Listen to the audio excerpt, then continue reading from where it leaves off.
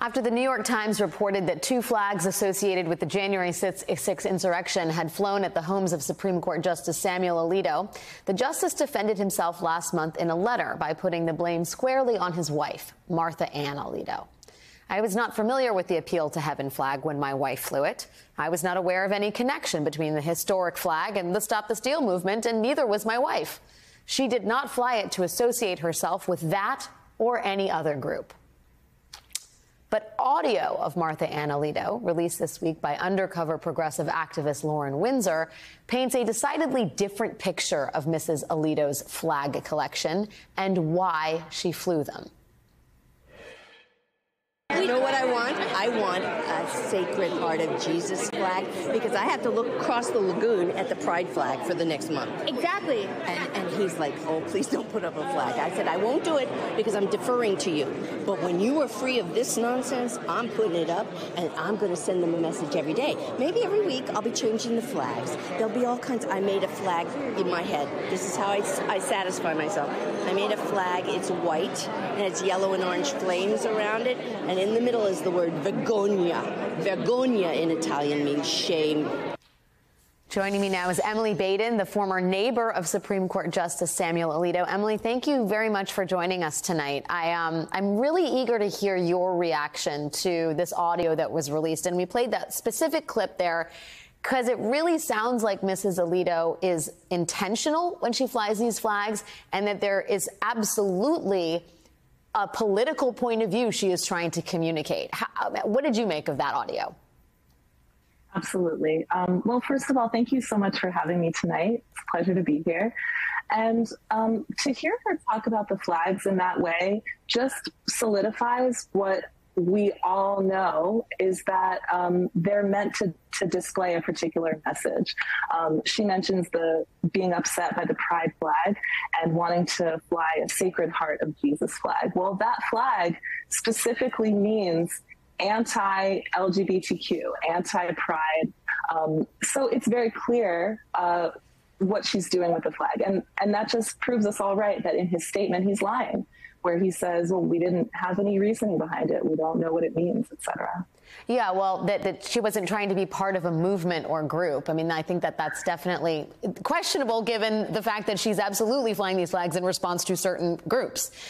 Emily, I got to ask you, because she's so animated when she talks about this flag she'd like to make that says vergogna, which means shame in Italian. It brought back to mind part of your account with the Alitos, where this is, according to the New York Times, when Mrs. Alito confronted you, you said something to her like, how dare you behave this way? You've been harassing us over signs. You represent the highest court in the land. Shame on you. The concept of shame really seems to animate her. And I wonder if you could talk more about your interaction with her when the word shame and the concept of shame was discussed. Yes. Well, that interaction, the one that happened on February 15th, is the one that they're using as an excuse for why they flew the upside down American flag, which doesn't make sense because the flag was up weeks before that. What do I make of it? It's just, it was such an intense interaction, and it was about the third time that this has happened, each time escalating more and more. And yeah, I meant it. Shame on you for behaving this way, because you do represent the highest court in the land. And that was more intended towards him, who was there as well and did not step in. Can you talk a little bit about the relationship between the Alitos as you saw it? I mean, he was present for some of these interactions, if you want to call that. And I was, there's part of the undercover interview or the undercover audio that we heard where Marta-Ann Alito talks about her plan for seeking justice for all that has befallen her and her husband. Let's take a listen to that sound. It's okay because if they come back to me, I'll get them. I'm going to be liberated, and I'm going to get them. Oh, well, there's a 5-year defamation statute of limitations. I don't know what you mean by gay, like So Marta-Ann Alito has a plan here. She's mapped it out, 5-year statute of limitations for defamation. The question is that Justice Alito's plan? And that begs the question, what is the relationship between these two people? Do you think what she says is tacitly endorsed by him, or is that overestimating her import in terms of a family strategy? Yes. I don't think it's for me or anybody else to say that or to pass any judgment on their relationship. All I witnessed was her behaving in that way and him not stepping in. And what I really just want to point out is that there's no way that he didn't know those flags were flying at his house. And in those same recordings, in his own words, he is unable to be impartial. He says that there are two sides and one side must win. And he's basically saying that he sits on one side. And he says that he can't negotiate with the other side. He can't split the difference, as he put it. And that is a giant red flag. And at this point, we've moved past the idea of him just accusing, and we've reached the point in the general consensus that it must be removal at this point. I think we're a ways from that, but I have to ask you, because this is a woman who verbally, there were verbal confrontations. I believe she spat at your car at one point.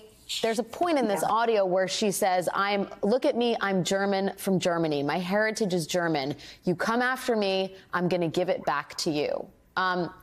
In the context of these interactions with her, how did you hear that part of the audio?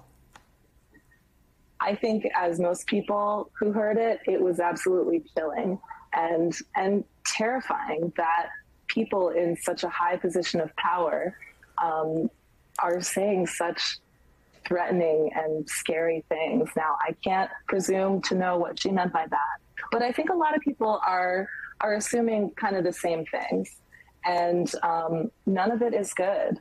And we really need to do something to hold this court accountable. This is mostly about his inability to be impartial, and that is his bare minimum job description. And he has said on tape that he can't do that.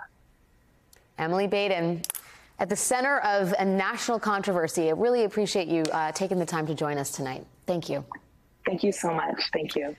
Still to come this evening, a response to the story we did last night about an apparently coordinated effort to spin a negative story about President Biden across a vast network of local TV stations. Stick around to hear what the network has to say for itself on that.